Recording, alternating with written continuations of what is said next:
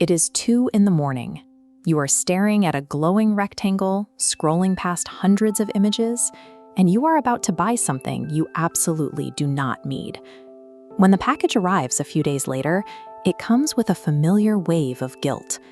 We blame ourselves for a lack of discipline, overlooking the fact that this midnight purchase is the calculated outcome of a system designed to manufacture desire. We live inside the attention economy. In a digital ecosystem where information is limitless, your human focus becomes a scarce and highly profitable raw material.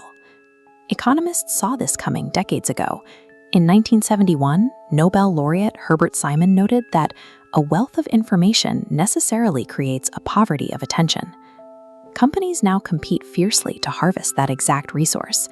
We carry billion-dollar behavioral modification machines in our pockets, devices engineered to extract our focus and package it for advertisers. Tech designers keep you looking at the screen using a psychological mechanic called intermittent variable rewards. You take an action, and you receive an unpredictable outcome. When you refresh a social media feed for new likes, you are effectively pulling the handle of a slot machine. The unpredictability of the reward ensures you keep coming back for more. Once they have your attention, platforms shape your actions through choice architecture. They control the menu of options presented to you, making certain decisions effortless and others nearly impossible. Imagine using an app like Yelp to find a quiet place to talk with friends. The app filters the options by highlighting expensive bars with photogenic cocktails. Your original need for human connection is smoothly substituted with a transaction. This extraction is expanding into physical spaces. Airlines now use facial recognition terminals for boarding, trading our personal biometric data for a process that saves exactly 2 seconds. Surveillance capitalism thrives by operating in the background. It quietly nudges our behavior toward profitable outcomes, while preserving the comforting illusion that we are entirely in control of our choices. The 20th century mass production economy was straightforward. Factories built physical goods to satisfy basic requirements for physical survival, like shelter, transportation, and sustenance.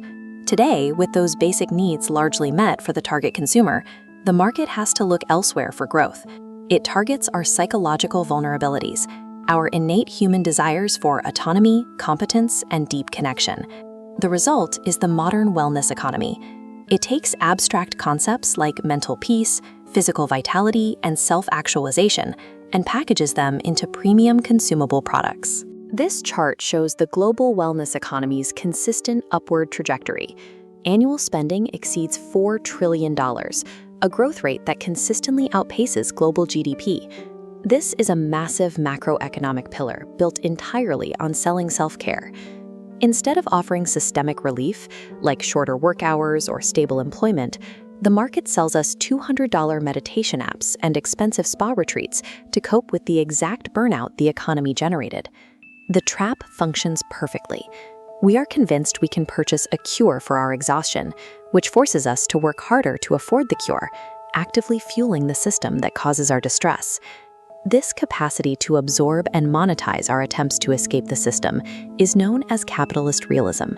It is a structure that metabolizes all outside energy, taking alternative beliefs and rebellious movements and turning them into harmless commodities. Powerful ideologies are stripped of their original meanings. They are converted into aesthetic museum pieces, assigned a monetary value, and safely displayed for consumer spectatorship. We see the modern consumer version of this in greenwashing. Companies wrap their products in earth tones and leaf logos, allowing buyers to feel like responsible environmentalists without requiring them to reduce their actual consumption. Even global protests and ethical movements are reduced to massive commercial spectacles.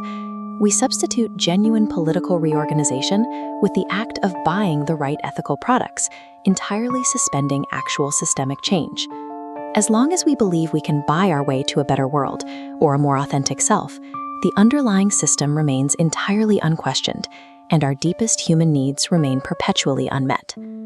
Breaking this cycle of extraction and capitalist realism requires a stark realization. We have to stop trying to purchase the things that can only be built. The first step is the physical rejection of the behavioral modification loop. We must consciously disconnect from the machines engineered to farm our attention. We replace those manufactured desires by focusing on intrinsic values. Personal growth, deep relationships, and a sense of community are inherently human experiences. The market cannot manufacture them, and it cannot sell them back to us. By bounding our digital experiences and establishing strict attention sanctuaries in our homes, we naturally build resistance against the constant barrage of materialistic advertising. This creates the space for an uncommodified life. Status anxiety and the fear of missing out are starved of oxygen, replaced by the immediate, tangible reality of genuine human interaction. As design ethicist Tristan Harris noted, the ultimate freedom is a free mind. True connection, peace, and identity are the result of time well spent,